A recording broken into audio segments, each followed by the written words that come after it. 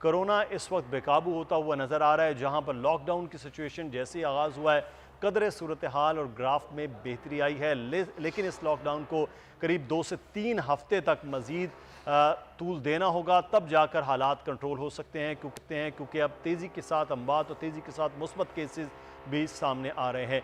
कराची और सिंध ओवरऑल बेहतरी सूरत हाल थी आज़ाद जम्मू कश्मीर और पंजाब और KPK के मद्दे मुकाबले, लेकिन अब यहाँ पर भी सूरत हाल ज़्यादा गंभीर हो रही है क्योंकि 5% मुस्बत केसेस आना शुरू हो गए हैं। एहतियात का दामन न छोड़ा जाए और जल्द अज जल्द जितने भी लोगों के लिए अब कैटेगराइज किया गया है वैक्सीनेशन में, तो वैक्सीन लगवाना बहुत ज़्यादा ज़रूरी है। डॉक्टर शोभा लक्ष्मी हमारे साथ मौजूद हैं, हमारे फिजिशियन हैं। बहुत शुक्रिया डॉक्टर साहब आपके वक्त का।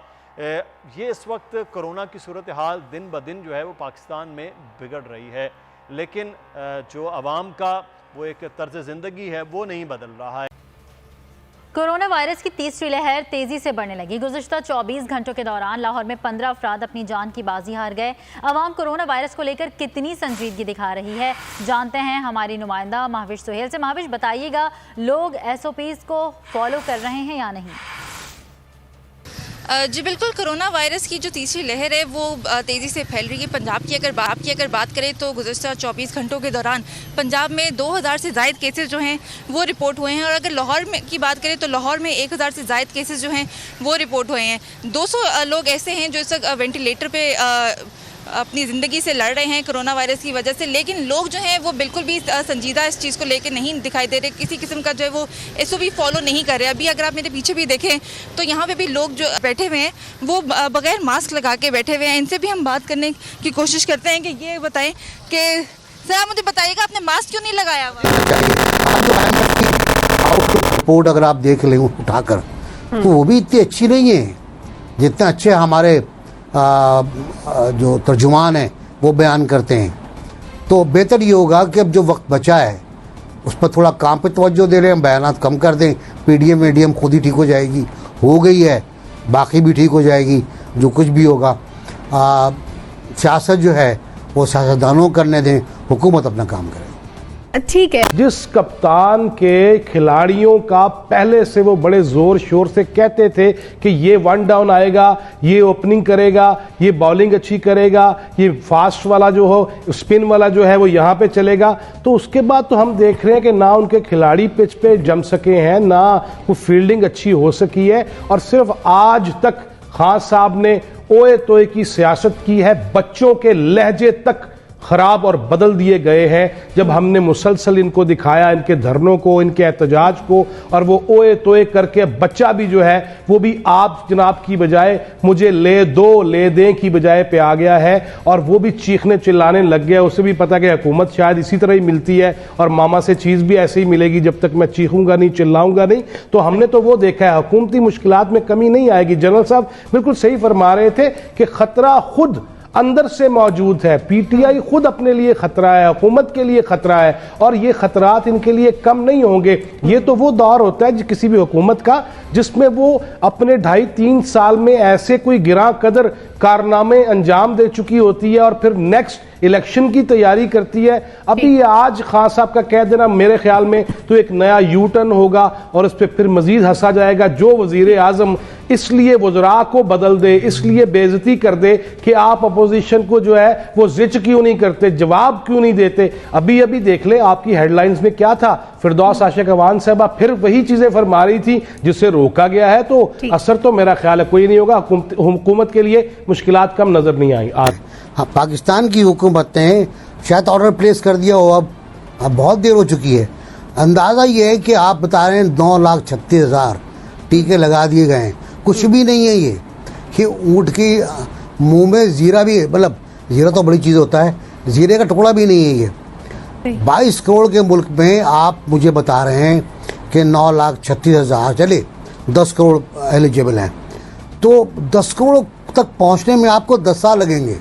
जो रफ्तार है, जो स्टेडी का आई है, इंडिया में 3 साल लगेंगे तकरीबन 70 करोड़ लोगों को लगाने में। पाकिस्तान में 10 साल लगेंगे 10 करोड़ लोगों को लगाने में। वैक्सीन आपके पास जब आएगी तब लगेगी, वरना आप खरीदें। आजकल जो हो रहा है कि अपने मुंह मांगे दाम पर वैक्सीन बेची जा रही है, और बड़े बड़े अफसर, गवर्नर और वुज़रा जाके वहाँ पैसे देकर वैक्सीन लगवा रहे हैं। और बहुत से लोगों ने पहले लगवा ली थी, जो उनके साफ हुआ, जो टीवी पर खबरें भी आई, जो वीडियो भी चली, और उन्होंने बाकायदा बदतमीजी भी की लोगों से कि जी अपने लगवा ली तो क्या हुआ, पहले भी लगवा ली थी उन्होंने। और इसके साथ साथ ये भी सूरत हाल है कि इस वक्त पाइपलाइन में क्या है, हमारे पास पाइपलाइन में हमारे पास 10 लाख और हैं, वो पहुंचेंगी।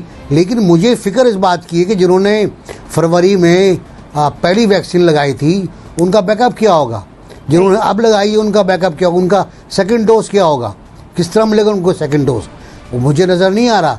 जब तक कि चाइना दोबारा आपको शिपमेंट ना भेजे, बड़ी शिपमेंट, उस वक्त तक आप कुछ नहीं कर सकते।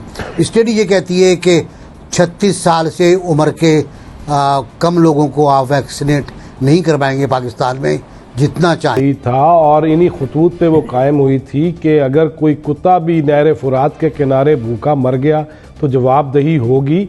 और ये सारी गुफ्तगू तो खुद खान साहब भी करते रहे हैं। मैं नहीं चाहूँगा कि दोबारा दोहराया जाए कि खान साहब गटर में जब कोई सफाई करते हैं तो छींटे पड़ जाते हैं। लेकिन इशू ये है कि मैंने तो यही देखा है कि फटाफट उन लोगों को लग गया। एनबीसी ने बिल्कुल ठीक कहा कि जी खराब तो अलहदा कहानी है, सबसे पहले इनको लगा दो और फिर बदतमीजियां भी बर्दाश्त करो। और फिर कोई अगर मीडिया वाला पूछ ले तो उसके साथ भी तू मैं कर दी जाए। अब वफाकी वज़रा भी हों, वो भी अपनी मर्जी से वैक्सीन सबसे पहले लगवा लें। और फिर कुछ वज़रा तो इस बात पे फड्डे में है, लड़ाई में है कि किसने कहां से मंगवानी है और कितने में बेचनी है, कौन सी कंपनीज के साथ मिलके क्या क्या कमीशन लिया जाएगा और किस तरह उसका कारोबार किया जाएगा। यहां तो ये सूरत हाल है। अब देखें 9,36,000 अगर वैक्सीन की डोजेज लग गई हैं तो वही बात है, मेरा ख्याल है सारे ये कहने पे मजबूर होंगे। और इसमें कोई चीज ये नहीं कही जा सकती कि जी ये शहबाज शरीफ की वजह से है या नवाज शरीफ की वजह से है। ये इन्हीं के दौर में आया है और इनको चाहिए था कि पहले दिन से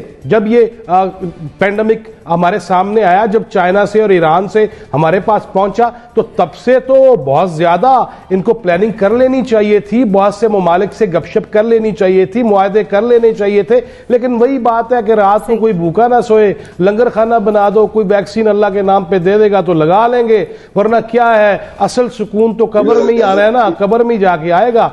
और वही अगर हम यही सुनते रहेंगे अमीरुल मोमिनीन से रियासत मदीना के, तो ये इसमें अभी जिस तरह एनबीसी ने कहा, वल्ला इसमें खौफ आता है कि अगर 22 करोड़ में से अभी तक सिर्फ 9 लाख लगे हैं, और वो भी उसमें आपने जो सलमा सवाल किया कि लाहौर के अंदर खराब हो जाती है, कहीं से गायब हो जाती है और उसका कोई पुरसाने हाल नहीं, कोई पूछने वाला नहीं। यास्मीन राशिद साहबा भी एक बयान दे देती हैं और साइड पे हो जाती हैं, वजीर भी बयान दे देते हैं और साइड पे हो जाते हैं। तो ये तो मामला पाकिस्तान का दिगरगूं लग रहा है, खौफनाक लग रहा है, हैबतनाक लग रहा है। और मुझे नहीं लग रहा कि पाकिस्तान के लोग जो हैं ये वैक्सीन पूरे लगवा पाएंगे और कितने ही साल लग जाएंगे जिस तरह एनबीसी ने फरमाया।